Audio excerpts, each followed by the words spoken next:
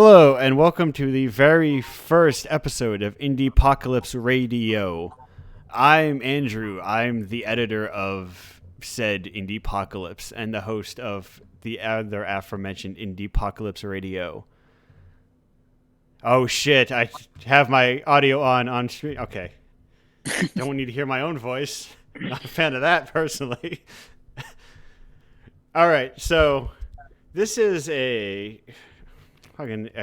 talk show where I talk about games and things and stuff with people related to Indiepocalypse, and I'm sure people completely unrelated to Indiepocalypse. As you can see, I've got my first guest over here, and this is Nilson from issue 7. Yeah, 7. Yes, got in one.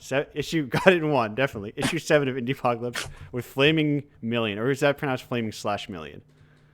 That was like Flaming Million. Okay. Yeah. So tell me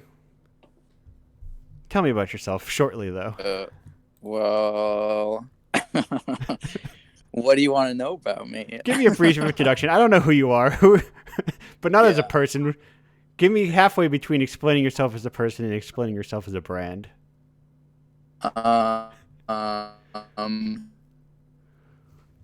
So my name's Nilson.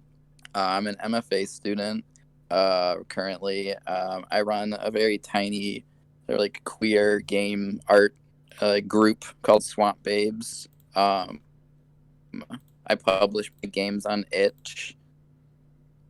One of the more recent ones was Flaming Million, which was in issue 7, Eclipse, and an RPG Maker. I'm a big RPG Maker fan. I do most of my game making in RPG Maker. And I'm just really obsessed with Dragon Quest and Dragon Quest game mechanics and JRPG binaries and biases, and thinking about ways to subvert those things and question why those exist the way they are. So I grew up playing JRPGs, and I know everything I know about the world I learned from Final Fantasy and Chrono Trigger and Dragon Quest. So now I'm really interested in how do we take what we learned and queer it and make it more radical. And, take what is essentially a very rigid mechanical thing, and also but change it in a way that's not just putting a different story on top of the mechanics. Right. So yeah, definitely. Yeah. No, you go. Oh no, buy me 5 more seconds. I was just gonna say that I'm very interested in the mechanics side of why do things exist the way they do in these types of games, and thinking about goals and killing animals to become powerful is a really problematic notion, and collecting money is a problem in and of itself, and from said killing of animals. Yeah, exactly. You go out into you go in your backyard and you kill an animal, and then its body turns into gold. That's very life interesting. Lessons. Yeah. I've never tried it in real life. I think you do gain something from killing an animal. I don't think it's what you want to gain from it. I think you do gain 100% some level of experience from it. Yeah. So yeah, I don't know. And all my games are coming from a place of thinking about queer theory and questioning violence and questioning, neoliberal values and capitalism. And so I think about these things when I'm making the games, but then I also want to foster a game, community that is also interested in doing those things. And so I have my first question, my most important question I have for you, as someone who is not as the sole person who is not personally informed about Indiepocalypse on this show. How did you learn about Indiepocalypse? It's a good question. I definitely spend a lot of time on itch. I'm always just like looking at game jams and seeing, what kind of like small communities are growing on there, and that's something that really interests me. And so I kept seeing I probably applied to the first one that I saw, because you do game jams every Yeah, issue to like collect games. turns out And very easy to I do. Yeah. And so I saw that, and it like really caught my attention. I was like, oh yeah, like I that seems like a good idea. So I applied to it. And Okay, yeah. I was always something I've wondered because I have a very like natural inclination. Like I want to be a zine full of like outsiders and like misfit weirdos and people who are unconventional, and I have not had to search very far for that. People they just kind of like find themselves here naturally. Like, oh, this is exactly the kind of stuff I'm looking for, and it just kind of like fell into my lap, even though I only had like 15 Yeah. entries. And I'm like, is there a secret underground like whisper network where people are talking about Indiepocalypse, and why can't they talk about it in the above ground? Mm. Well, Indie Apocalypse is really great too, because it's like you're not really looking for just like one thing. Like all the games that are in it are so different. Um, and so it's always really interesting to see like what games of like the month are gonna pop up. So Yeah, yeah, I love it. I think it's great. I've even like specifically sometimes games will get like games that are very good will get kicked like I don't want to say kicked out or they're not included It's too um, it's too it's too polished. because they're no because they're too similar because there's like too many Yeah. similar things like hey here are two if the, for instance like say in 7 this was not the case but there were two like queer glitch core RPG maker games Yeah. as good as they both were, like I probably wouldn't put them both in there Yeah. because I'm looking for variety. I'm looking for like the show. Hey, indie games are like literally anything you want them to be. Yeah. Yeah, totally. I mean, I do you feel like a person who, in like the community at large, and like do you feel like when you sort of say what you're doing, do people like get it? Like people are like, "Oh yeah, like I get what you're saying, like I understand like what, sort of like what you want to see." Or do you feel like people don't really get what's going on with Indie Apocalypse? Now I think it's like a pretty easy like explanation and a pretty easy pitch generally. Yeah. People are like, oh, okay, I get what this is. I get. I would. It's weird because I feel like the entries are like on two sides of this like spectrum, where it's Mhm. like very like, hey, I'm making my first video game, feedback welcome or whatever, and I'm like, then also like the stuff that I want, like, oh, this is the good shit that I want. Yeah. There's very little of like that hyper polished but wholly uninteresting kind of thing. Yeah. Likely because the Yeah. people who are making those are not going to submit to a zine that pays them $20. I don't know why not. I said to you the other day, I was like, that's like the most money I've ever made making a video game.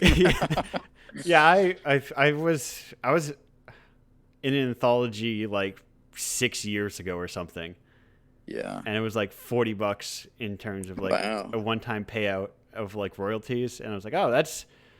And before Indie Apocalypse, that was the most money I'd ever made making video games. Yeah. Now, Yeah. now I'm still real net negative, but it's more You're than doing good work. yeah. I'm imagining it'll pay off eventually. Yeah.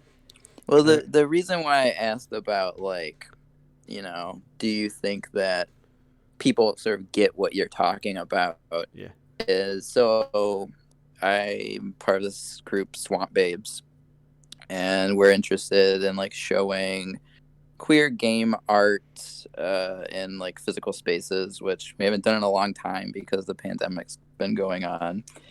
Um, but when we were like looking for art for the last show that we did, it was very hard for me to kind of get people to understand what I was talking about or like what I was looking for. And I was like, the call for work was it was like, I'm looking for experimental video derived from video game footage. That was like the most succinct way that I could describe what, you know, we wanted to show for that show. Yeah. And it was like so like a lot of some people did get, you know, exactly what I was talking about, and like they sent like work that was just like phenomenal and like exactly what we wanted to see.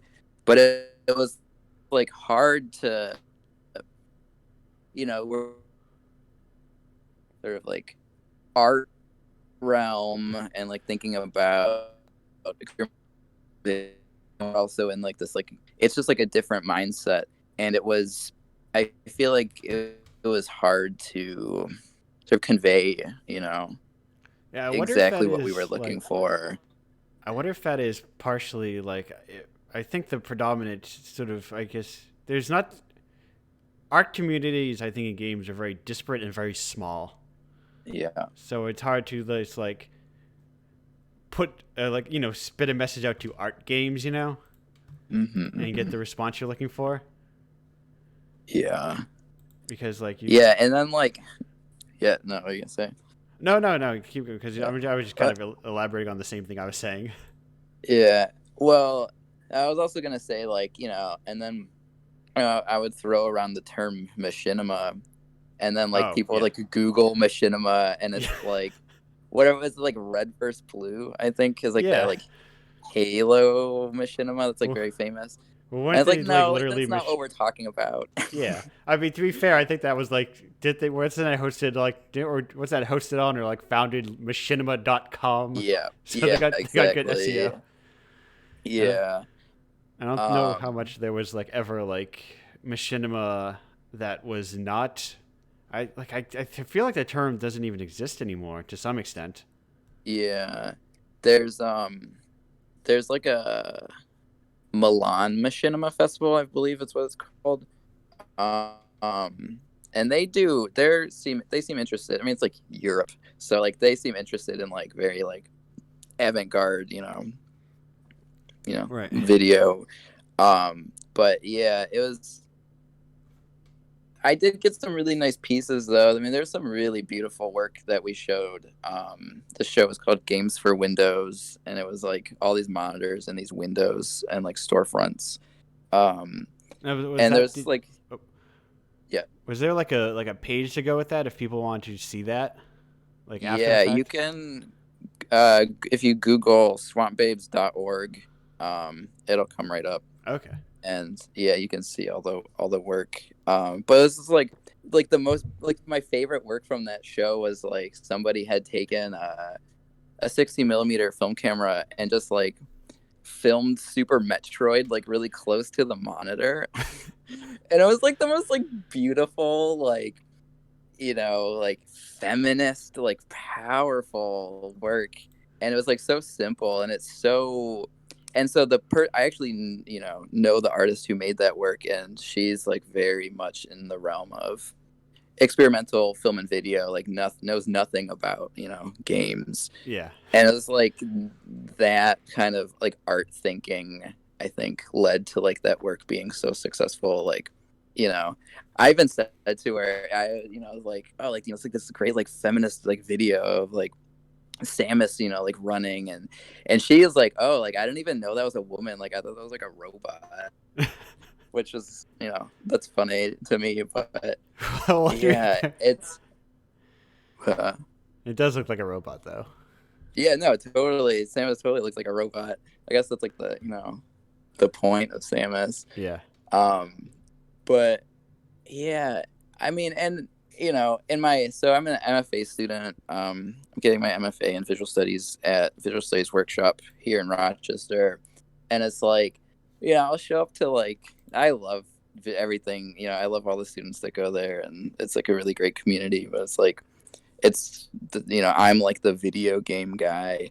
Yeah. And I'm just like over here like talking about like Dragon Quest game mechanics and like ROM hacks, and everyone's like, what? I really had to do like a lot of convincing that like a ROM hack was like an important thing. Yeah. which They could be anything. I yeah. recently played through a lot of the Dragon. I actually played through, like, I think, like every Dragon Quest game. Oh, word, really? I Yeah, love those. Those games are so good. They're perfect to me. I would say I had to. I, for instance, maybe went to my emulator and froze my health value so I could beat the game because I was like, I don't feel like grinding.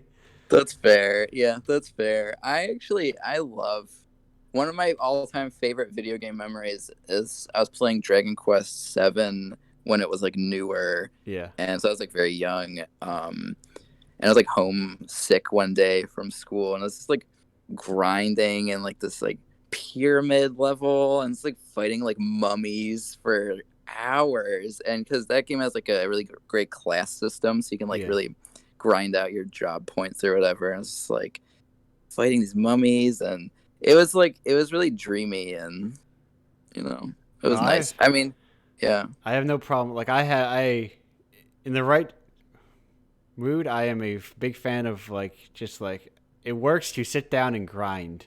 yeah, yeah, yeah, I'm not gonna, despite my place as an editor and curator of pretentious indie yeah. art magazine, I will not pretend that I don't play games where the numbers go up. Yeah. Oh, Or, totally. or like I won't pretend I spend a lot of time playing, for instance, digital card games. Word. Yeah. But fuck it, dude, I guess. it's not my fault I Yeah. love Magic so much. No. It No. just Magic's very cool. it just works for me. It's like it's a weird like intersection between play and design Hmm. Yeah. Totally. When you're getting into it. because Um. it's so like dense and mhm, broken, and there's so much like legacy shit thrown into it that Yeah. nobody knows how everything's going to interact. Anyway, Dragon Quest Seven, not to Yeah. derail it, is that the first PS1 one, right? It is. Yep. Okay, because there was something in that that like blew my mind when I was playing it. Yeah.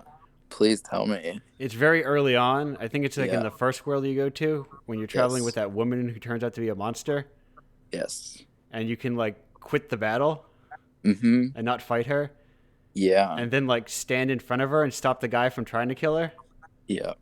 And it just like was intuitive, and Mm-hmm. I didn't like the game didn't prompt me in any way. I was like, I just wanted to do this, and then I was able to do it. And I Yeah. was not expecting that sort of thing from Dragon Quest, So beautiful. which I It's such expect. a beautiful story. Yeah, it's like I came coming to it fairly. I mean, I think I played 8 like when it came out, Yeah. which was like the first like PS2 like, hey, Dragon Quest is in the West again now. We're calling it Dragon Yeah. Quest again. Hmm.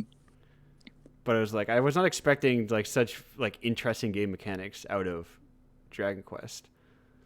Totally. And one of the really possibly my favorite thing about Dragon Quest 7 is like I think they changed it a bit in the DS remake, which I played a bit of, but I didn't get very far in it. But in the original one, the intro sequence is just this like 3 hour long like dreamy sequence, and there's like no combat. And I remember when I got the game, I was playing it like in my living room or whatever, and my dad was around, and I remember he commented, he was like, "When are you gonna get into a battle? Like you've been playing this game for like 2 hours, like there's no battles, like are you bored?" And I was just like, "No, like this is like so good, like don't even give me any battles, like let me just like wander around these dungeons and towns and stuff, and like Yeah, talk to like weird NPCs." it's almost the equivalent of like a modern RPG maker. Like, hey, look at this art game. You don't fight anything for 2 hours. You just kind of wander. Yeah, right. Totally. I But, guess. Yeah. so I have a question here for you Yeah. from Please. anonymous. I want to make sure I Okay. get to these. Yeah. I'm going to paraphrase it. If anonymous is here, it's very friendly and very polite. It's a very complimentary message. But Okay. as a personal thing, I hate reading those and hate listening to those kinds of messages. Yeah. That is an hour of compliments and then a question somewhere in there. I don't So, take compliments very well. well, perfect. Yes, also awkward indie developers who don't are not used to having audience. So Yeah. basically, the core of it is, what is the idealized version of your work both personally and with Swamp Babes. Yeah. Definitely, like, I love work that is being shown in a physical space. I love arcades. And I love the idea of like a bunch of games coexisting like in a space together, like preferably like a dark space, like a basement, or like a dark, So like the kind art of space gallery, I guess. a Yeah, local arts community can afford. yeah, exactly. Um, so yeah, I mean, and I definitely heard a lot like early on when the pandemic started. It was like, oh, Nilson, like now's your time to shine. Like all your like digital work, like you can just do it all online. Like, and I was like, no, work. The work isn't good online. Like no one can, no one has like the bandwidth to like pay attention to everything Yeah, online. But like when it's like physical, like it has so much more presence and there's like it's just better, and yeah. I missed that, It's like how people anecdotally talk about like seeing paintings in real life. Yeah, Like it changes yeah, so much to be so definitely, close to them. And definitely. and be like, oh, I saw a picture of the Mona Lisa on the internet. I know what it looks like. And people go, oh no, I saw it in a museum. I'm like, oh, it's so different looking at it and being near it. Yeah, yeah, and it's like that experience of like seeing it with like other people might be might affect it in a certain way. Just like the room it's in is like that's all really important. Um, that being said, like I love the internet. I'm on Yes, the it's internet very like all day and like yeah. it's very I'm helpful. like I love like yeah, I would not You but would not be here. I would not have any of these things were not the internet. yeah, totally. So thank you. No, hey, no problem. Uh, I'm just like, uh, this is partially me being like, I can't travel. I can't wander into random groups at, events of people I don't know. So what if I just create the groups in a Discord and I bring them all to me? yeah, yeah, definitely. I mean, and that's like it's nice to be on like a phone conversation like with you and like with other people, and it kind of gives us obviously like we're broadcasting right now, so it's like a little different than just like hanging out, but Right, right. I feel I basically I prevent myself from like, I'm mentioning too many things I don't like by name on yeah. accident. Someone's gonna hear you. Yeah, well, even though it's on archive, what if they tell them? Yeah. So I have one more question for you, and then we're gonna go to break because this is Sure. already hit like a segment, a question I thought of, and I forgot to Yeah. put in the thing I was gonna tell you ahead of time. This is like a little bit I like to call gamers read a book, please. Yeah. And the idea is, what is something you would recommend to like game developers, not necessarily related to game development work, Yeah. but it's just like something besides a video game, be it a book, be Yeah. it a movie, be it an album, be it a single song or something. That's a really good question. That's like a really fun question. Should I answer it? Oh yeah, you definitely Yeah. should answer it. Don't just leave me in Like silence. I'm like, that's a really good question, Andrew. And I'm not gonna answer All it. right, I'm just gonna go to No, break. no, I I have a really good appreciate answer. it. So I have a background in, like experimental film and video, Yeah, and that's something that like I really love and like really think a lot about and read a lot about.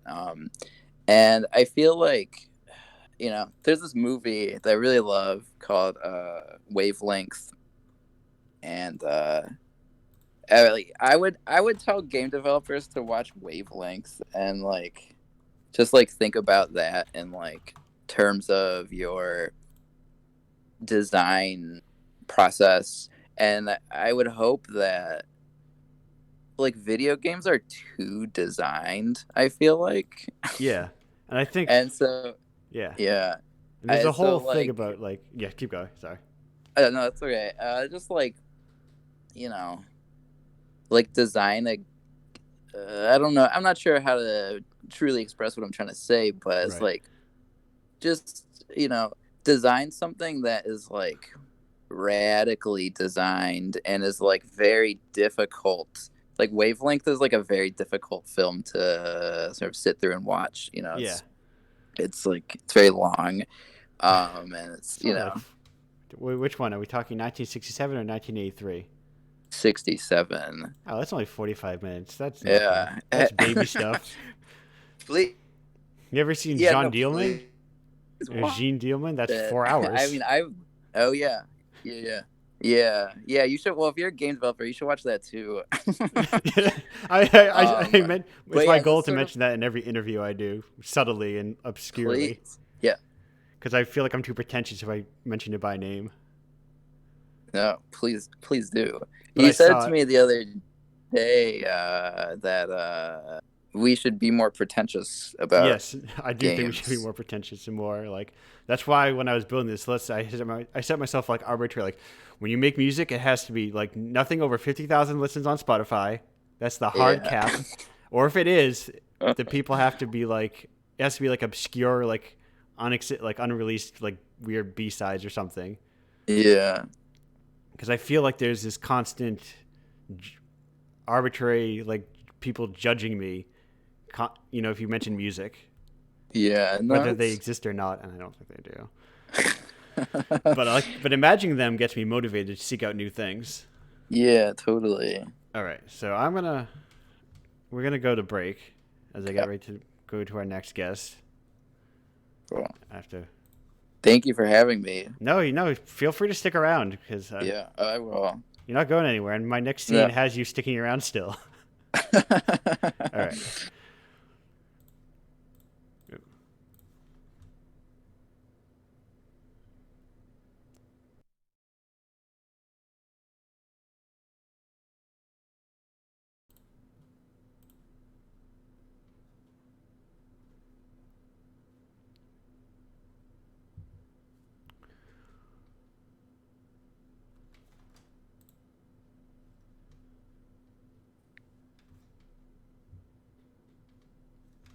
As soon as the stream catches up.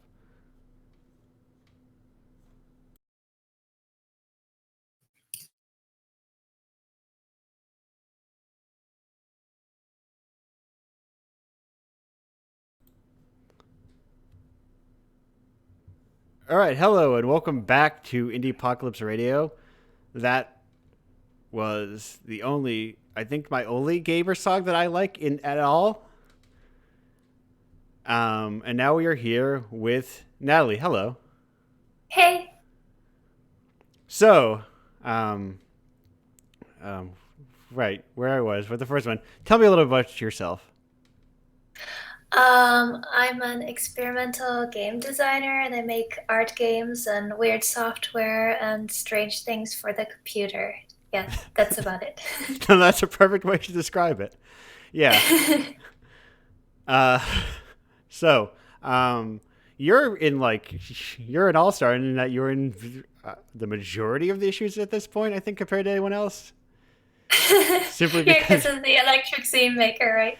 yes, simply just out of like being like, oh yeah. So I think it was early on where I contacted. It was like a weird back to back of like, oh, I don't know about this, how the zine's going, and I got to work. So I'm like, I'll just contact people I don't who like luminaries in the field, if you will, and just ask them questions. So it was like you back to back with like I messaged you as like, hey, I think Electric Zine Maker is really cool, and I have zines inside this zine. It would be cool if people bought this and could make a zine off of it. And then at the same time, I was like, I needed a splash screen to get people in to like submit their games to Indiepocalypse, and I reached out to Casey Green, and you're both like, yeah, sure, whatever. I was like, what? Oh, I guess if you just ask people, they'll like do stuff.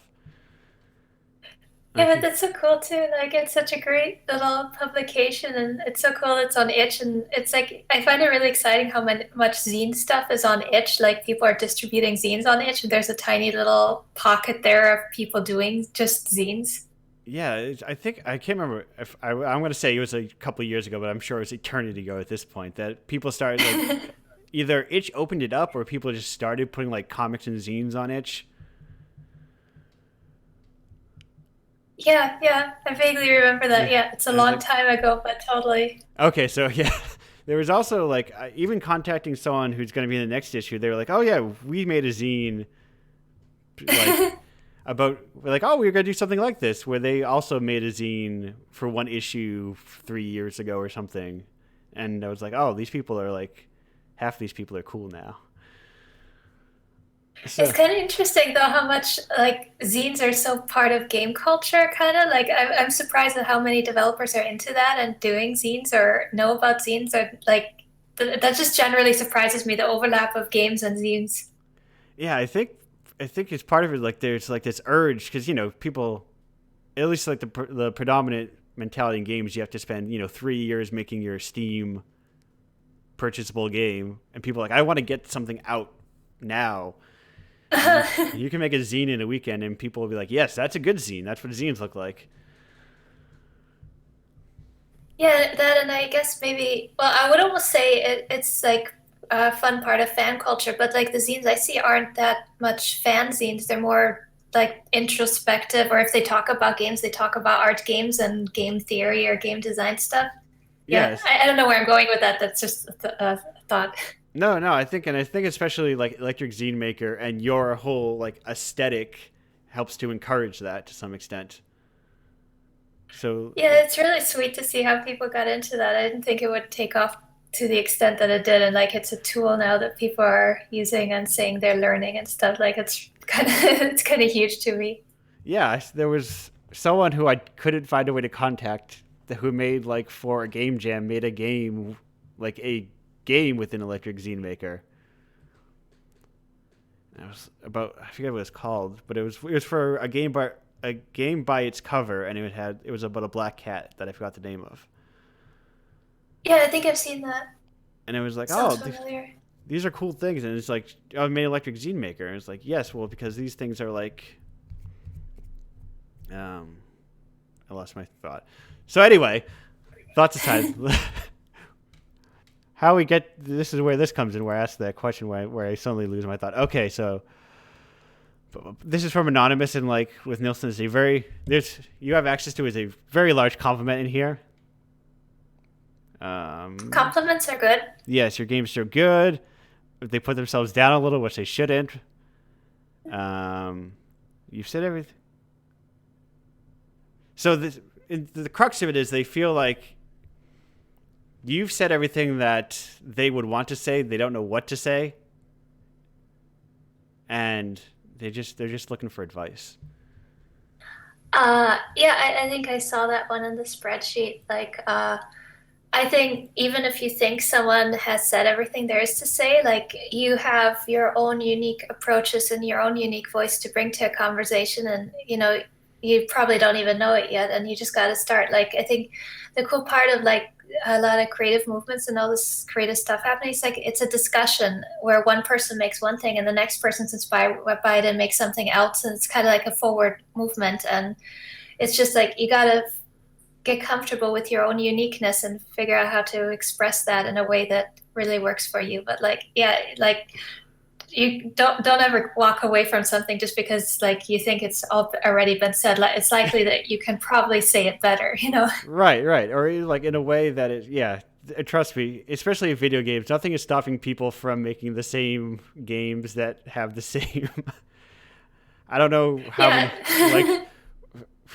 many like identical card games with UI identical to Slay the Spire there are, but hey, if those people are doing it, you can do it too. Yeah, you can do it for like art games and weird games. Like Yeah. that would actually be great if like art games had some kind of thing, their own niche pattern thing Yeah. that was happening. Yeah, like these identifiable like art through lines. Hmm. You go, oh, this person influenced by this person, who's influenced by this person. And you can see this kind of like snaking, like path of influence. Yeah, at that point you're like making a little history of art games, which would be super cool. And it also helps you like say, for instance, not have someone be like, oh, I like your cool Flash games. How much did you love Hypnospace Outlaw? Yeah, like I think it's really cool if there's a broader discussion and not like, I don't know. I really get annoyed by spaces where it puts one thing at the top and that's the thing when it's like there's an obvious movement behind something or a lot of things to choose from. And like I don't know, like games have that problem because they're very commercial, and then when the way we even talk about more obscure or niche or art games ends up coming from a commercial lens. But Right. yeah, like just just the idea of like how you see stuff on itch, the fact that everyone's participating and there's so much amazing work, and like it just you can hit random and you'll find something beautiful like that is really special to me. Like that's such a beautiful scene, and just to be part of and make stuff for. Yeah, and I've started using your. I use a lot of feeds to like. I would say I have. So I call like 2 entries every month for the zine, like where I just handpick them myself, and I use your feed partially, and I have now something like 4,000 games collectively, and there's no way I can ever play them all, but they all exist, and they're all just like there's great new games being made like every single day and put out on itch. Yeah, like what's so cool about it is like they're all really they're good. Like none of them are terrible or bad. They all bring something unique to the table where if you play it, you're like, oh, I never really thought of that. Oh, that's really cool. That's a really good way of doing that. Like it just surprises me how much, people kind of look down at hobbyist work or student work, but Yeah. like to me that seems to be the most interesting thing about games is the hobbyist and student stuff. Yeah, and I think sometimes people who I think people paint the term hobby and ist in games with a broader brush than they would in other art forms. I think, Yeah, totally. whereas even someone like yourself gets painted as like I don't know, like a hobbyist or what is like a self-described game developer. I think you said someone called Yes, you once. self-proclaimed. Yes, despite making games for how and who knows how long at this point.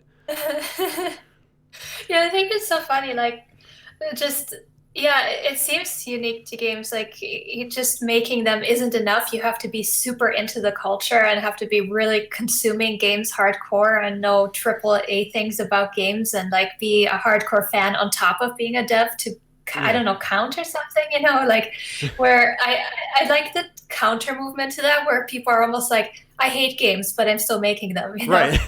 I think I've mentioned this constantly. I think of there was an interview that Courtney Barnett did back when like her first major album came out. And it was like, oh, what do you think about your other nominees? Because she got nominated for Best New Art. She's like, what do you think about the other nominees? She's like, oh, I don't know who any of those people are. I'm sorry, I just don't listen to them because it just doesn't appeal to me. And I think people just need a little bit more. Nilson mentioned it slightly, but I'm like, I think we need a little bit more pretension in games, just to be like, oh, Yeah. I don't have to like AAA, or I don't even have to know that they exist, and there will still be like a huge swath of games that are just like being made and will always be made and have been made.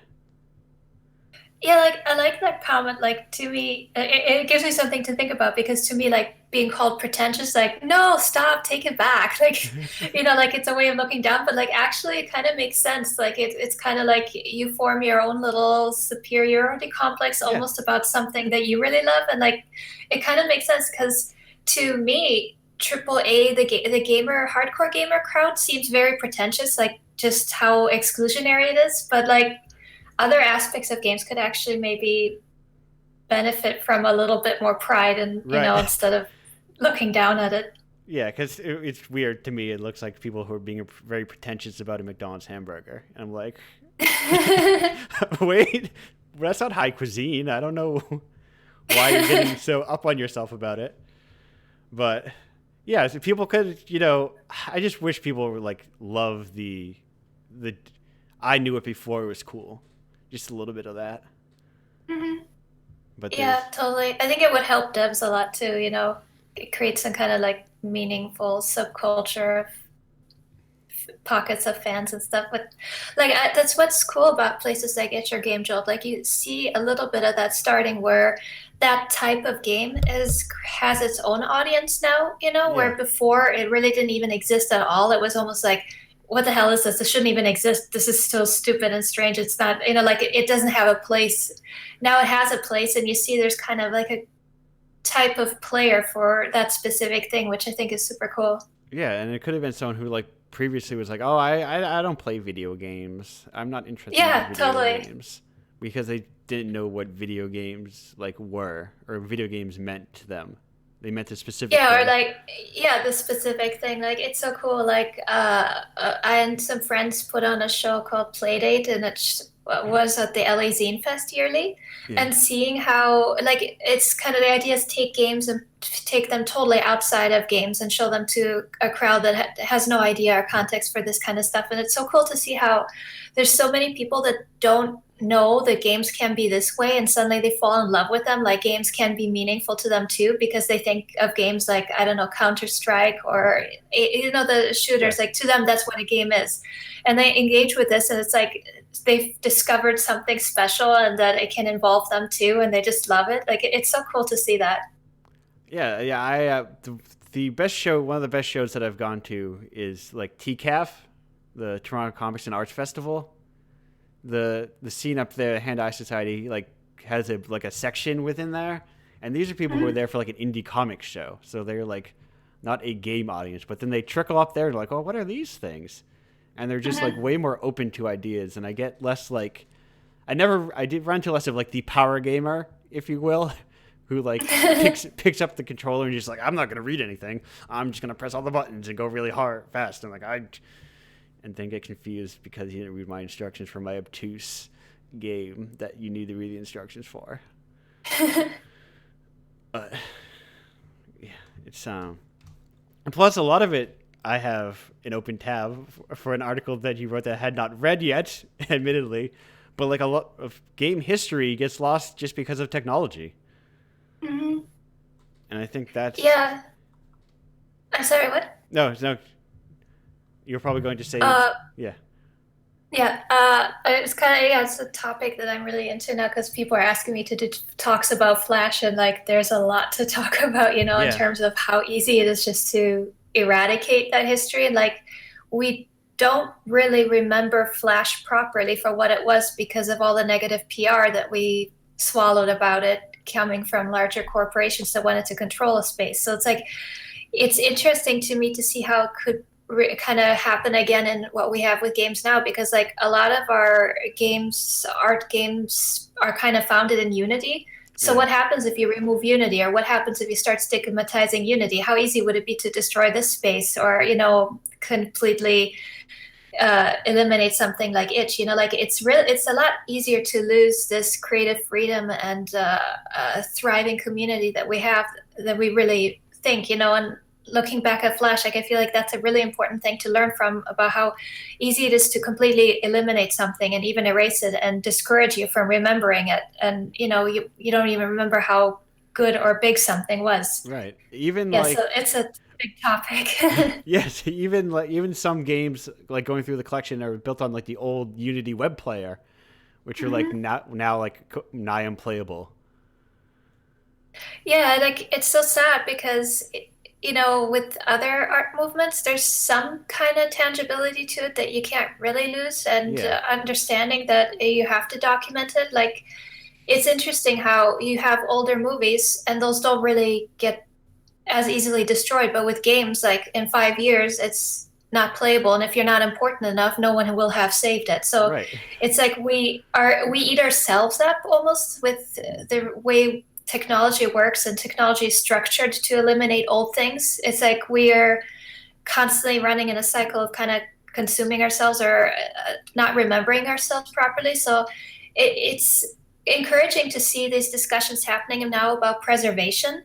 But Yeah, in a way, also, it's a bit late because we lost this huge chunk of internet history, right. and that we don't exactly remember properly Yeah, anymore. it's like yeah. Imagine movies and like half of our film storage warehouses burned down. Let's start talking about fire safety in film now. Wait a minute. Yeah. Yeah, it's like, and Yeah. the solution is what? The trick is like, well, if only a corporation built a digital box that stopped aging, and so it stopped updating, so things wouldn't go out of like we don't have to worry about people making things backwards compatible. But like, what company would ever want to do that? Hmm. Yeah, like it's amazing to me to see how we're kind of going against that with how mobile took off. And like what I'm writing now is like the way mobile is structured, it's in a way where it's never going to have a history and it's constantly consuming itself. And I find it really interesting how we kind of just became okay with having one app store and one Google Play, Right. and there's no way of distributing mobile apps anywhere else. And it's almost like fallacy to suggest there should be other stores available, you know? Yeah. But where with desktop, we're used to still being able to have alternate storefronts and it coming from everywhere, you know? And there's this push and pull where desktop is, you know, moving in a direction of one place only, you know, like the only thing stopping that is the consumer friction from, no, we want to have our games. But like, it's amazing to me how you can actually go backwards and forget how free or liberal a space was, and think that this idea of progress that larger companies are pushing on us is actually progress, where it's not. You're losing a lot. You're right. It's like it's progress in the terms of only like, well, we need to make more money, so we can progress our technology to get people excited again. But we don't really care about a game as an art form or a preservation. It's just like it's a product, and the product sold within this 3-month release window, and now we've forgotten about it. Until and like it can't ever really be as impactful or meaningful if it's rules out the small creators and is inaccessible to smaller people. Yeah, the technology is getting better and better, but I mean, eventually ray tracing will be easy for one person, but it's like, like 15 years from now, and like, what's the point of like shutting out a bunch of people if, yeah, I don't know. It's very creation in like games and digital space is extremely top heavy, which is why it's good that like itch seems to be doing fine. Yeah. And Game Jolt is sticking around in all these things. But you need more than two, I think. A little more redundancy couldn't hurt. Yes. Please, many, many, many. Yeah. Yeah, like it's amazing with the Flash era. There were thousands, it seemed like to me. Right. I can't find a good estimate, but there were lots of portals all over the world, and they were doing pretty well too. You know, it was dime a dozen almost, and the curation going on with them too is very similar to what we have with indie games today. You know, and it's definitely worth examining for how we lost that so easily, and how can it happen again, and how can we protect smaller creators from that happening, like, you know, right, because larger companies don't care about our spaces. No. And you know, that's completely disposable. So like, it's really, to me, important that we care about our spaces and start building our own version of history so that just doesn't get lost. Yeah, you can't hope, like, I hope that some of these companies are doing, like, you know, your major like Capcom remasters. Like, I hope there's their Criterion version of doing like Seven Samurai first, and then eventually they'll get to porting and remastering older obscure games. But it's a very long shot wish. Yeah. Like, are they going to be the ones like curating, like, oh yes, now you can play the old weird queer text parser adventure games on Switch? Are they going to do that work? Probably not, but somebody ought to. We can't hope the Internet Archive will survive forever. Yeah, so funny how it's like just the idea technology itself will always eat its own tail. You know, like even saying Internet Archive can't last forever, then what is gonna last? Like, that's supposed to last. Yeah, it's theoretically our savior. Where everything else fails, there's just a bunch of PDFs and zip files up on the Internet Archive. It's a big repository, but we need more repositories. We need, like, I guess the answer is you need, like, people who care about smaller independent games. Yeah, absolutely. Outside of just, like, a passing article here or there, which is, like, good. But I think the problem is it's, like, yet to find, like, there isn't, like, a strong enough community movement for, like, one of those things that find purchase and, like, really stick. I think. I'm not sure. Or maybe it's there and I just don't see it. Like, I'm not looking in the right spot yet. I don't think it's as common as it should be, you know, to make a longer lasting difference. I mean, I don't know, comparing then to now, there's a lot more awareness of the value of this type of work too, where it used to be commercial work had the most value, more so than now. So, there's smaller changes that I feel like are encouraging. Yeah. And yeah, there's more people. Like I still, might hear that at the beginning of this year, even that like someone saying, "Oh, these are itch games or smaller games, not worth the time to put on Steam." But I think there are still more people who are like, "Yes, I only put things on itch." Or if you aren't putting your things on itch, Hmm. why would you not put a game on itch? It's super easy. Yeah. There's like nothing stopping you. You get more profits, even if you put it everywhere else too. Yeah, that, and I'm seeing people that play games only on itch, which I think is really cool. That's like primarily where I do it now, partially because I have to play so many for curation, and I Mhm. don't play that many video games, all things considered. For someone who's running an indie game zine, it's just like I don't want to spend all my time playing video games. There's other stuff. It's not the only art. So speaking of not the only art, um, what would you recommend for game developers that's not games? Just any other like art form, any other piece that you say, hey.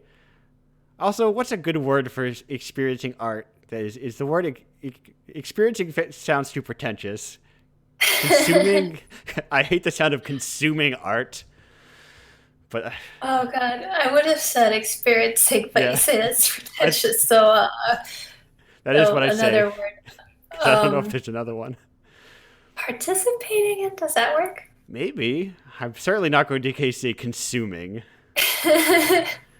I just went down to the gallery um, the other day. I was consuming a bunch of. I consumed the art show. Yeah. Yeah. I was consuming this performance that was going on the other day. Anyway, do you have a recommendation? It doesn't need to necessarily be like game design related, but it's just like think of it like I'm sick of gamers only talking about video games. Why don't they read a book for once? That sort of thing. I had a thing where I picked something that was completely non-related to computers, as far away and as odd to this as possible, which was crystals. And I went, selling crystals at the fair, helping people sell them, and was got totally into crystal stuff. And yeah, so that was fun because it was completely counter outside, way, way as far away from computers as you could get, which I Yeah. think was valuable because you can see how, I don't know, like bubbles aren't good, and being in your own bubble means you kind of are part of an echo chamber, and being around people that have no idea what even, like why any of this is important is kind of grounding and kind of, gives you, so there's more around and there's more to the world, and like it gives you better ideas for how to reach people and communicate to them too. So I don't know, like do something that's completely out of the game zone as far away as you can get to it. It's actually kind of fun. Yeah, like I was gonna say go to a crafts show, but there are none of those anymore. But Yeah. to divest from games entirely, invest in crystals. Yeah, there is. I think there is a like eventually you can just. It's like the idea of just like flipping a switch in your brain and realizing that every other person around you also has 24 hours in their day that they spend doing things. And it's like, oh wow, everyone else has also a huge, massive life because it's very easy to think of people as like the moments they interact with you, and think of Yeah, or have that little echo chamber that you're in with in the creative circle and forget that it's not as important as you think. right. It's not the whole world. What somebody said. Yeah. Turns out there's billions of people who don't even know who that person is, Yeah. and That's never actually will. kind of nice. All right, so I'm going to go to break. I'm going to remember to mute Discord and my own microphone this time, and then we'll be back.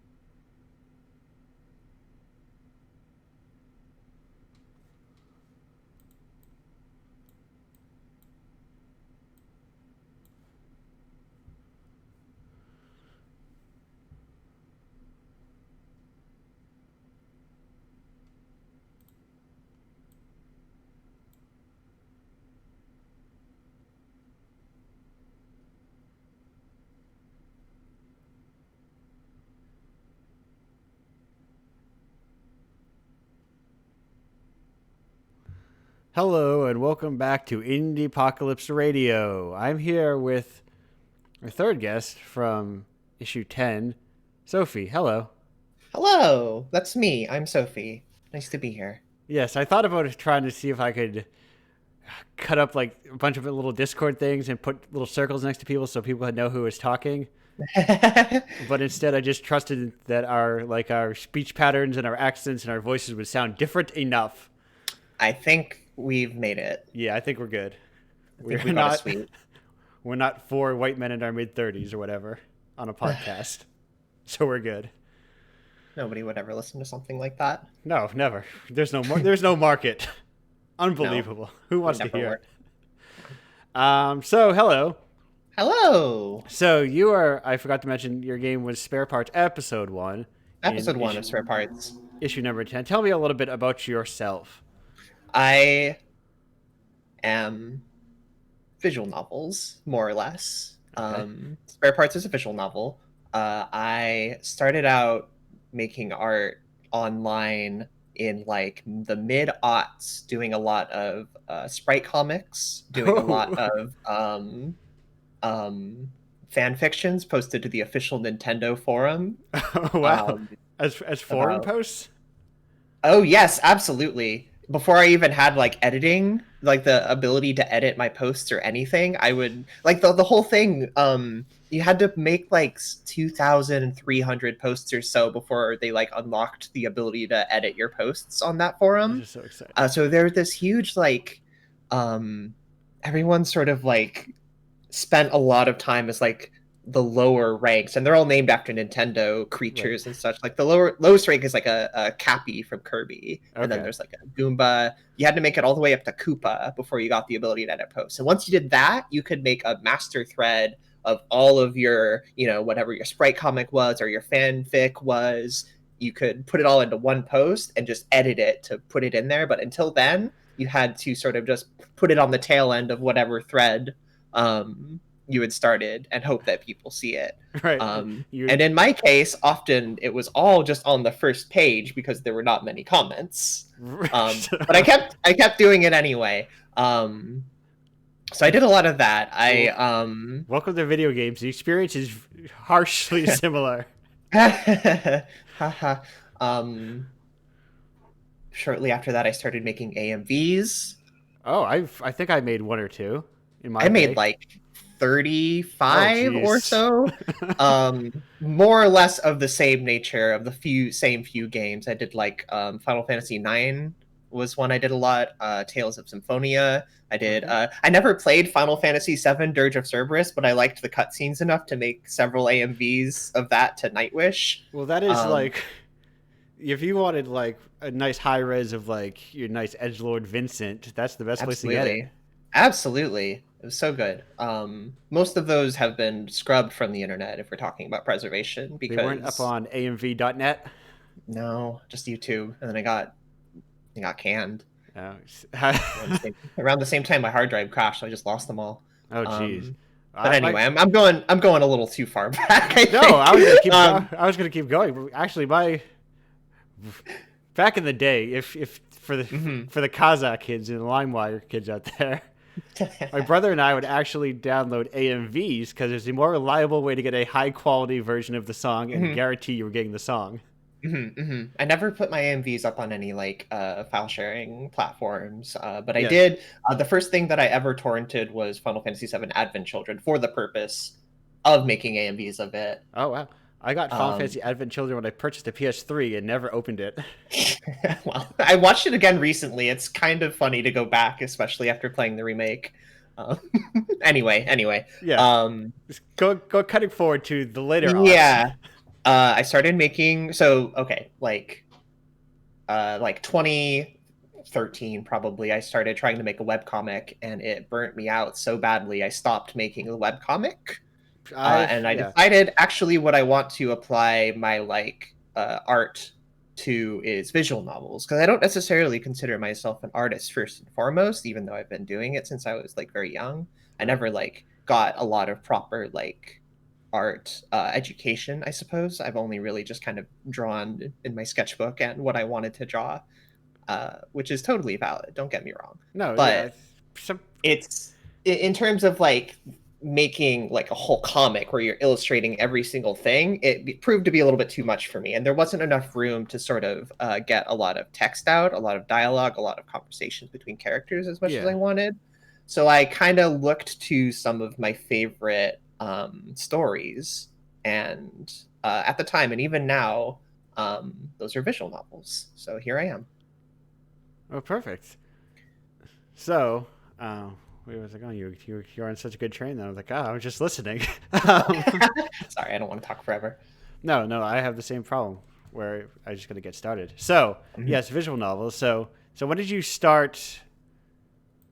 Is this your first visual novel release? Yeah. Okay. Well, so I'm going to make a confession. Okay, I think it was the somebody first one I saw on your itch page. Someone out there might know who this is, what this is, and I'm hoping not. But if anyone is familiar with the visual novel Wario Date, that was me. Like several years ago. I think I am. Yeah, it like got a particular streamer streamed it, and that's probably still the thing that I have made that has gotten the most attention and eyes on it. So technically that's the first one that I made, but this is the first one that I spent more than a week on and actually like feel proud of.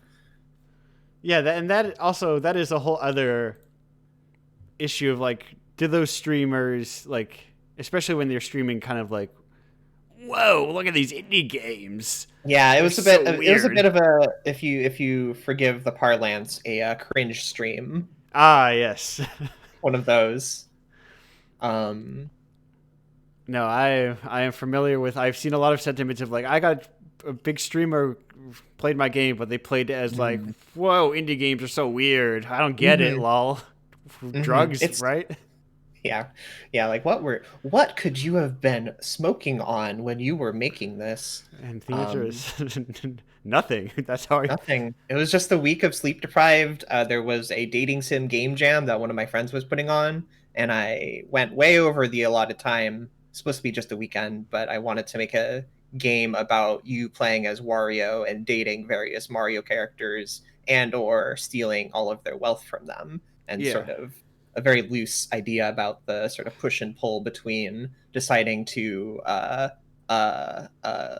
bolster your own value and like trying to get one of the several romantic endings. And it was all very quickly made. It was all very sloppy. The art was very sloppy. I used a lot of official Nintendo assets. They never sent me any emails about it, which is probably for the best. Well, let's not mention it now. Nintendo was very happy about to send DMCAs wherever they'll go. Yeah. Maybe it was a different time. It was several years ago. But I don't want to talk too much about that. No. Let's forget about that. Let's forget about that. It's this darkness I've been holding inside of me for so long. I don't want people to associate my new work with that because no, exactly. Just sometimes it's good to purge your history entirely. Yeah. For as much as preservation is important. Right. Sometimes... It's there's a spectrum. Yeah. Sometimes you don't want your good thing. You don't want your things from the past to exist forever. Sometimes you were a younger person and you made things. Oh yeah. And you've grown up and you've put away your childish things. I definitely still have access to logs of. I'm going back into like the mid-aughts, but like self-insert Lucky Star role plays that I did with friends. It's just a lot of like fanfic and I'm kind of coming at this from like a storytelling angle because I guess I consider myself more of a writer than like a artist or a developer necessarily. You were talking earlier about like this sort of self-perception of yourself as a developer. Yeah. And it's something I haven't really come around to yet because I've only put out one thing, and I have a bit of a chip on my shoulder, I suppose, about whether visual novels are video games or not, and I don't particularly care. No, but... I have a very my thing is is there a video? Do I interact with it? Even that is too specific a definition for a video game. I personally don't care. I'm with you. With you, but also I know like. Spare Parts is a beefy entry. Yeah, I guess so. I was actually thinking about this the other day. A lot of, and I don't mean to disparage anything here, very sincerely. I think a lot of visual novels in sort of the indie space are very, very short form experimental works. Yeah. And I super appreciate those a lot. But for myself, I kind of grew up on like these really long RPGs and like story based games. And like, I always wanted to like make a story that went on for a long time. You know, it was like a big work Right. that has a lot of nuance, a lot of depth, a lot of characters, a lot of mysteries and interactions and all this stuff. Isn't technically the longest work of written fiction a visual novel? I I mean, like- it's up there. It's like I think Umineko or something. I was gonna say Umineko is certainly one of the greats. And if I actually, I'm glad you mentioned Umineko first, because if I had to point to one visual novel that sort of like changed my whole trajectory of where I want to be as like a writer and a creator, it was Umineko. Now, that is something I'm like, at the loosest sense familiar with it. Hmm. It's very good. It's very long, but it's very good. I think if you are looking for, um, how to put this, it's like it's so there's this distinction that gamers like to make between a visual novel and a kinetic novel, where a visual novel is one where you make choices and maybe there's some gameplay and there's like different paths and different endings and different routes. But a kinetic novel is one that's just a straight linear path forward. Um, and I've seen in a lot of like Steam reviews and stuff, people will often point out this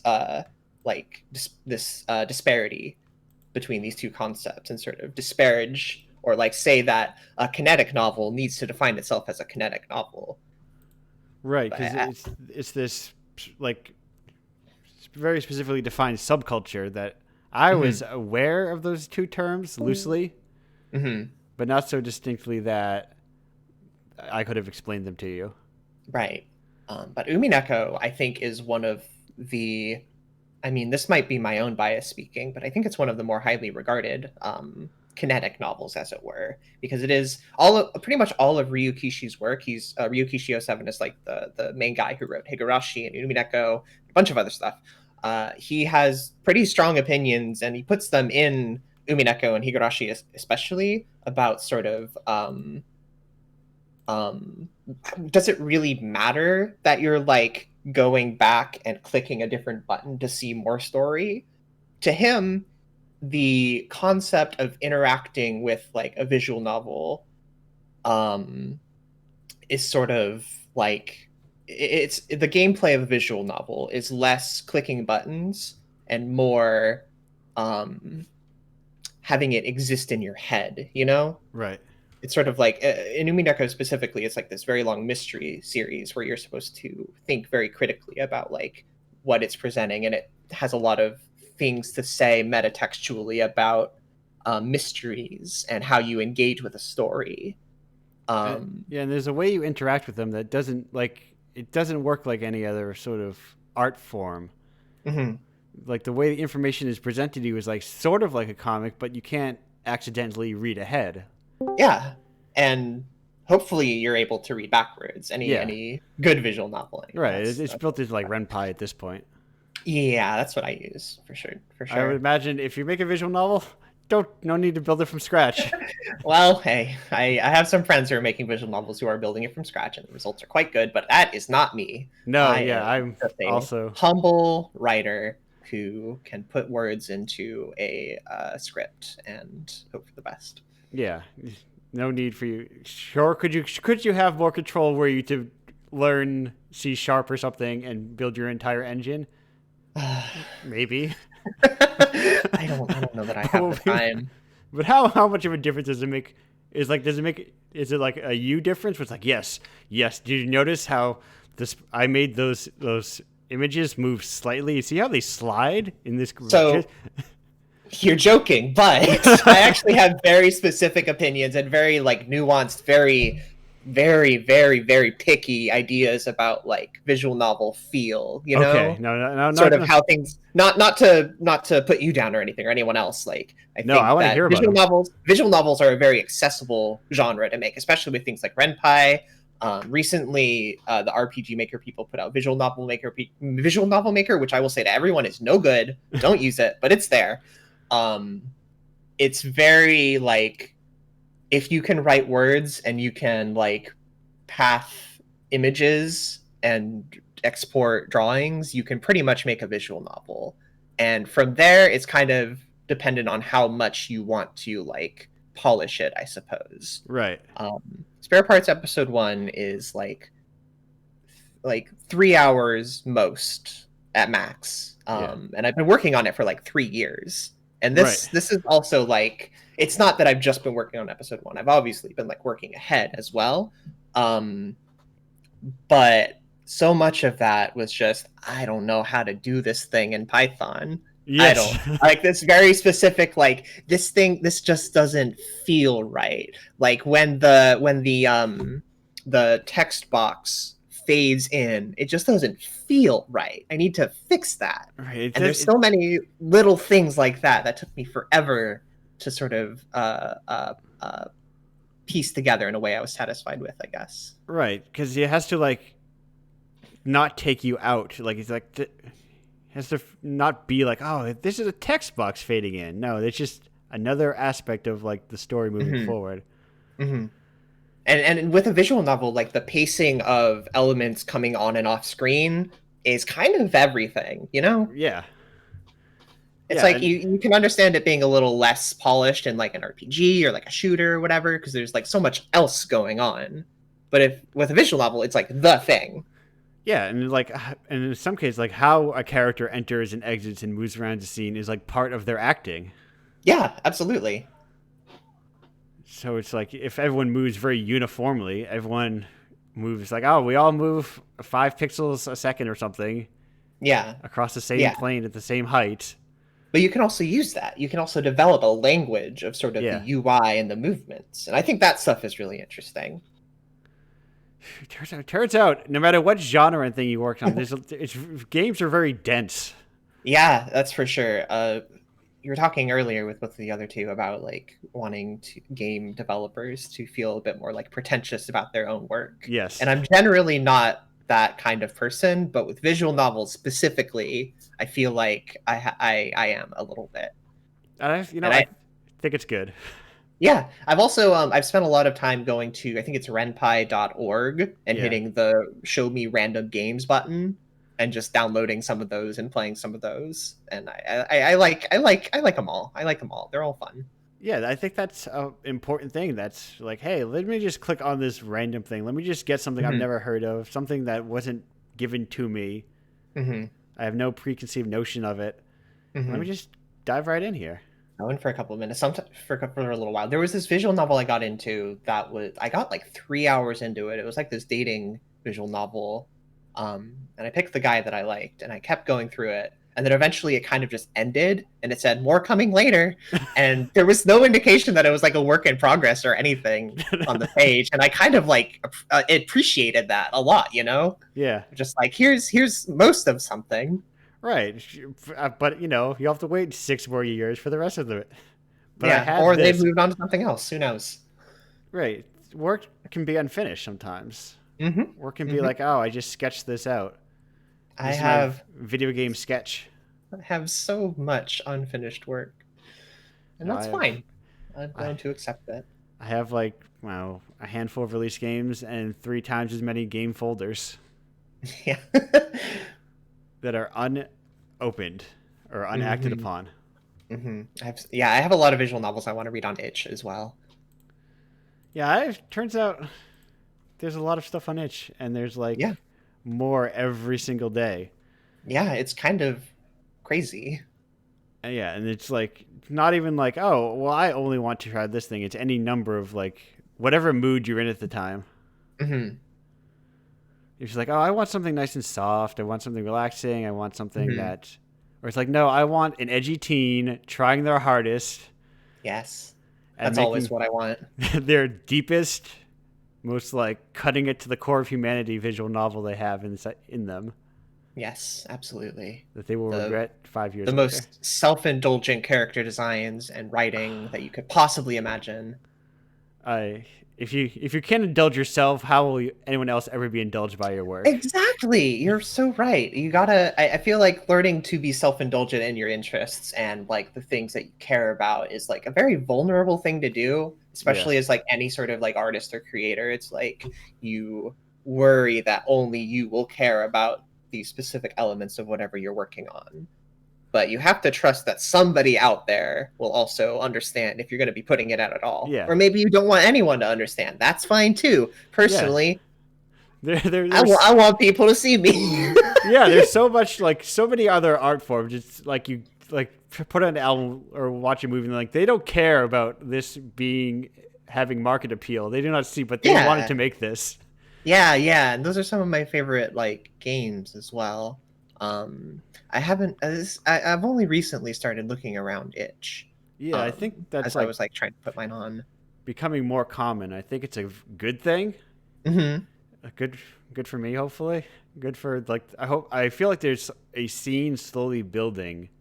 Mm-hmm. It's just like the most cohesive one I see right now is I think Bitsy has a clear sense of like scene identity. Mm-hmm. But everything else is sort of like loose, or at least I'm aware of. But I only have so much time in the day. Yeah, I can't. I'm still sort of familiarizing myself with the landscape of itch. Something about me is that I tend to work with my head down, just focusing on the thing that I'm working on and not looking around me very much. So I've been trying to fix that a little more. Now that I have something out, I'm kind of looking around, seeing what other people are doing and trying to figure out like,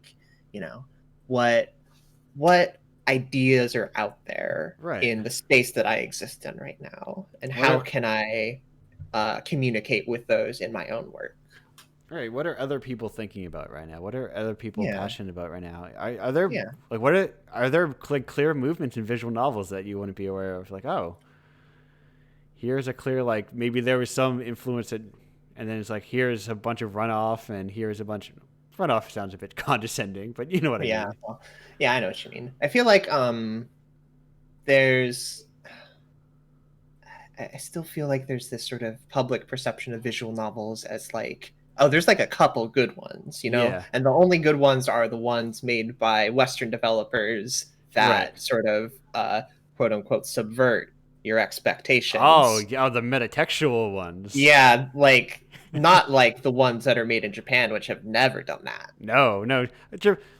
I could spend an entire eternity talking about how there is good shit in Japan that I'm sure exists, but does not get translated over to the West. Yeah, it is a shame. But it's I am very big in language if I needed to.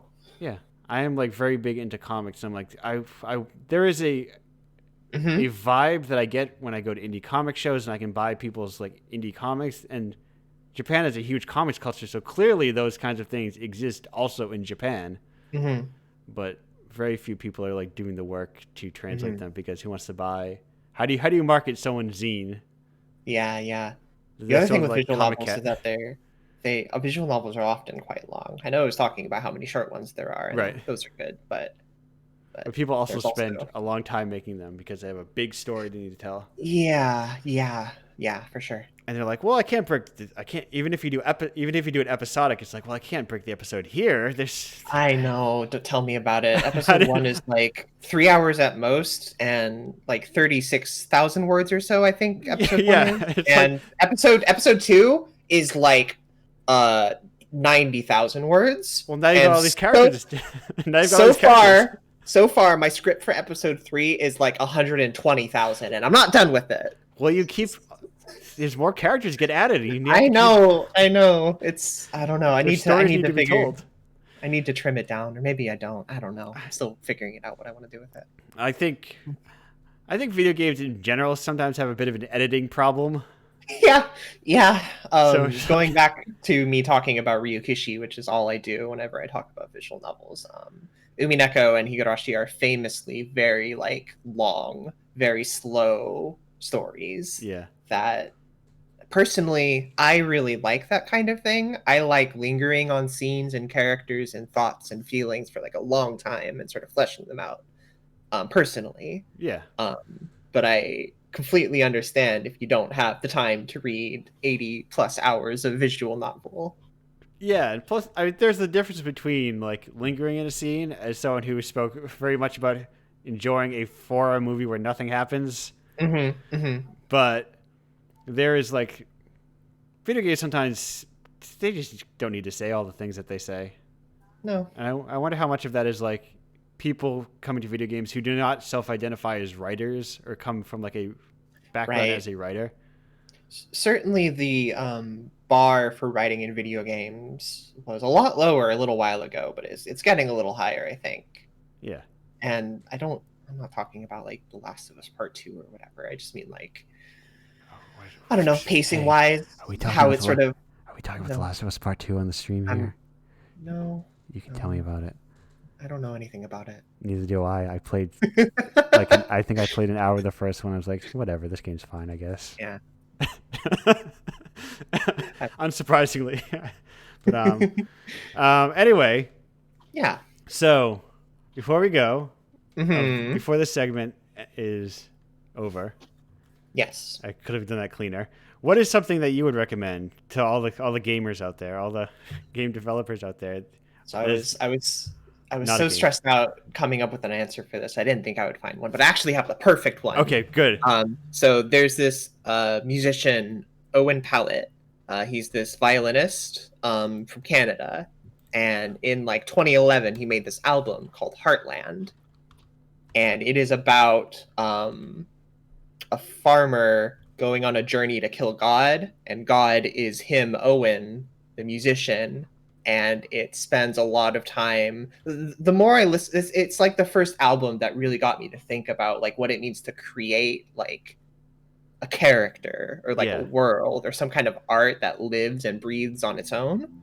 And there's a lot of really powerful moments in that album that make me like really emotional about the idea of creating things and sharing that with people. Thank you so much. It's Heartland by Owen Pallett. As soon as my Spotify stops crashing, I'm going to save that. Please do. It's very good. That's how I find, unless, or I'll look at it and I'm like, oh, I do know what that is, but I'll listen to it again. Yeah, so I'm going to go to break, and then I'm going to come back, and there's going to be everybody, and we're going to do something. There's a couple more questions that I didn't ask because I just wanted to, do them to the group. But this is the first part I am least prepared for, so let's get ready to go. Let's go.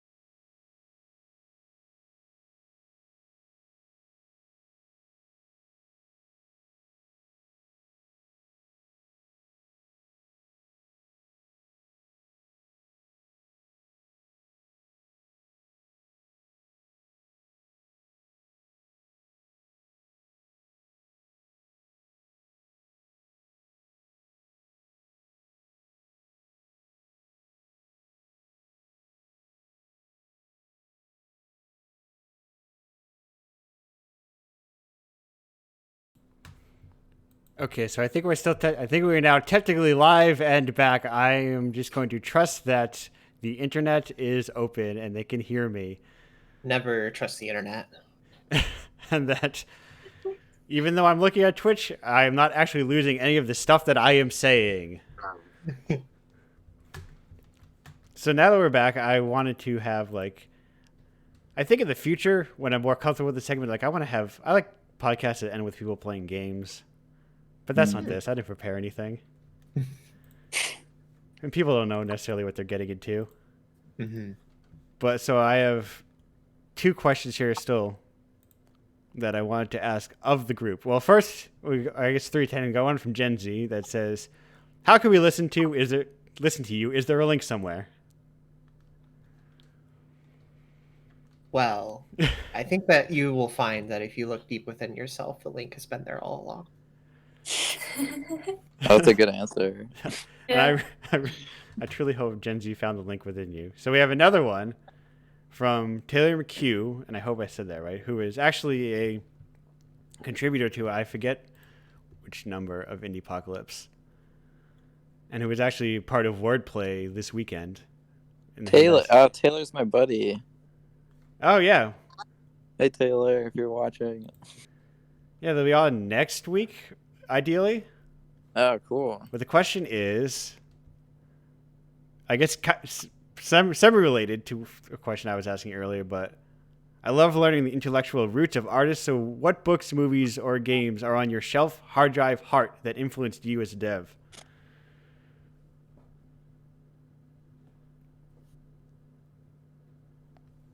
Who should go first? I can go first if people want to think about things. Yeah. Actually, also part of me was like, when I thought I had a 5-second thought where it's like, oh, what if in the third one everyone asks me questions? But I'm like, that is too self-indulgent and too self-important. But I will say I really like. Also, I thought of this. I read all these questions ahead, so I thought of them. I really like trying to adapt non-games into games and see if I can try to adapt the concept of like and the feeling of something into them, including like a wrestling game, and where I'm trying to adapt the concepts of professional wrestling as theater, which is what I was doing before I started Indiepocalypse, because I knew the game I wanted to make was not viable as a product. So I was like, fucking, I'll make the market in which it is viable as a product. So I started this. But I really enjoy the album 69 Love Songs by the Magnetic Fields as like a practice of like the form and just like it is what it says on the tin. And I've been adapting that into like role-playing game one-shots and things like that. So that's my answer to that question. That's a good answer. I really like 69 Love Songs. Yeah, it's good.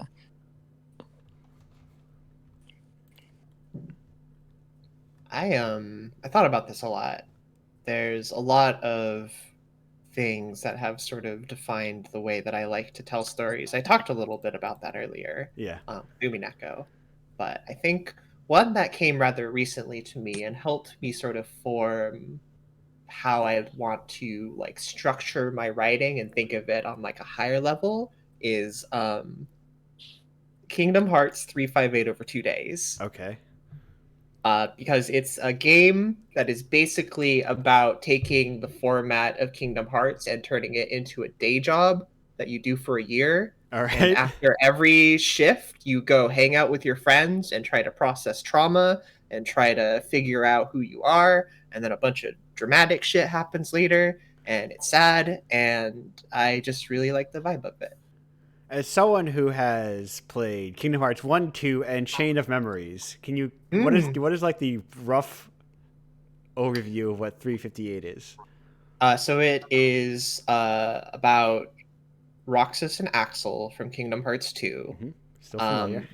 Their sort of like year between Kingdom Hearts 1 and Kingdom Hearts 2, where Sora's asleep, Roxas is his nobody, and they are at Organization 13, and you do a lot of the day job that you do is basically working at Organization 13. Okay.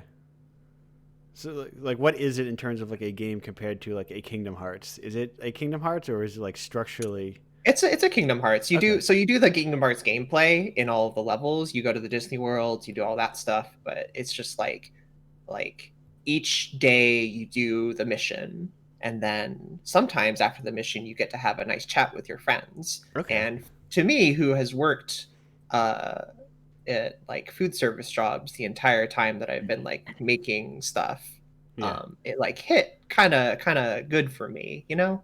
Yes.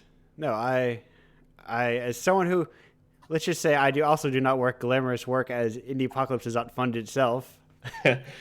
I think a lot about, there was a Eddie Campbell had a semi-auto bio comic called the Alec, The Years Have Pants, or is like the Omnibus collection.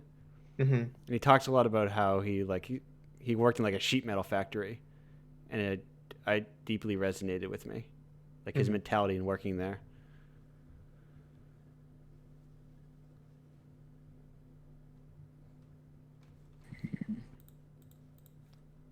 All right. Oh, Natalie, did you have a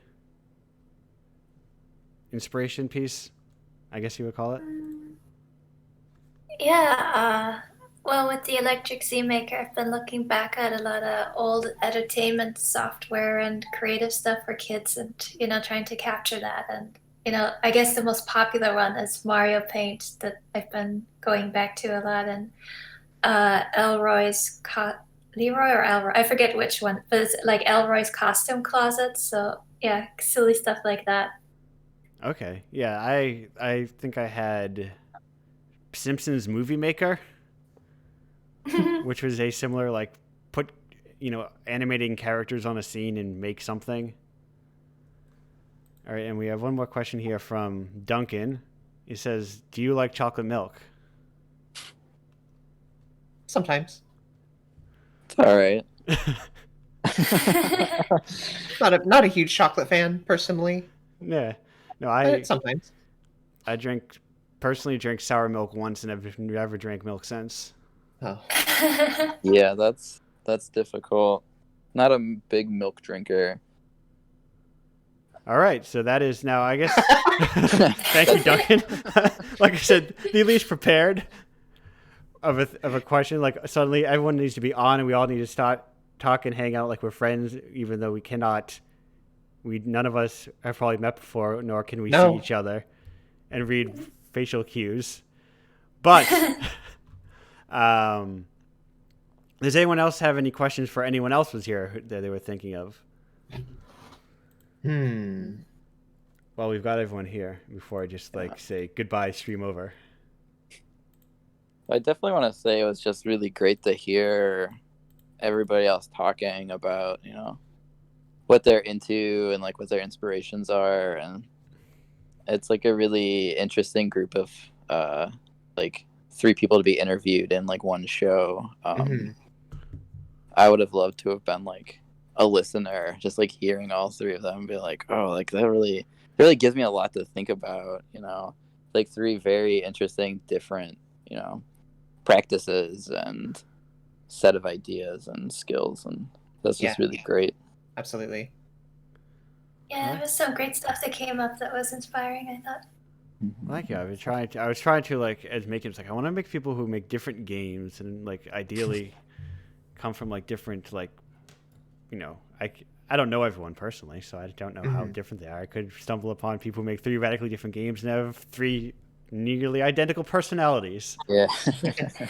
But there's no way to know until we do it. But yeah, I kind of wanted to. I never knew what to call this, so like it was part just like community hangout because I want to create something that was not like a Zoom show or like a thing that is like a PR thing, or I kind of wanted to replicate the late night like festival. People are just collecting in circles. And yeah. I get what you mean. I said this a little bit. Sorry. I said this a little bit earlier, but I tend to work with like my head straight down on my work and not looking around me at all. Yeah. So I definitely get a lot out of hearing other people talk about their work on this kind of level. Well, that's cool. I'm glad I could, I'm glad people liked it. Yeah, I'm glad people enjoyed being part of it. I think that's it though. Instead of just trying to spin my wheels, and we've gone over 2 hours. I don't need to just like justify it and just like 2 more hours to go. Yeah. Yeah, I suppose. I mean, I could go for 2 more hours. I'm sure. Like, gave us 20 minutes of like, false starts. We'd find our rhythm. I could talk about Kingdom Hearts for 12 hours if I needed to. Well, let's start. What is being Norded? How do I get Norded? Do I want to get Norded? Probably not, but that depends on your motivations. Okay, that's a bad thing. Usually. Actually, I think I not because of the lore, but I checked out of Kingdom Hearts like right as the lore was like really ramping up. There's a lot of lore. And then I was like, oh, okay, I just played other things. And Here's my last thing on Kingdom Hearts. Yes. The mainline games, the numbered games, are the least interesting ones. Thank you all. Goodbye. I believe that. Well, that's like, well, it fulfills the best promises of like very average mainstream popular things. With like, I like the side characters. What if I had their stories? All right. And so, unless anyone else has any big thing to say, any last sign-offs, any last, I didn't make a thing that says, "Hey, the apocalypse is over," so I'm just going to stop the stream. I'm going to say Thank goodbye. you. Bye. Wait, no, I know what it was. Fuck, this is a radio show. I know the thing. The thing people say is the thing. Do you people have plugs? Plugs. Oh. Plugs. The plugs. Well, my itch is SOPY, soapy.itch.io. I'm on Twitter as SOPY Crystals, and that's basically it. You should read my visual novel and look forward to more if you like such things. Yeah, it's worth knowing that most games are, included in the Apocalypse, are still like on their own pages and they're free a lot of the time. Mm-hmm. And people should get them there if they don't have the money for Indiepocalypse. This is just like, I never want like the brand to supersede the artist within. Thank you.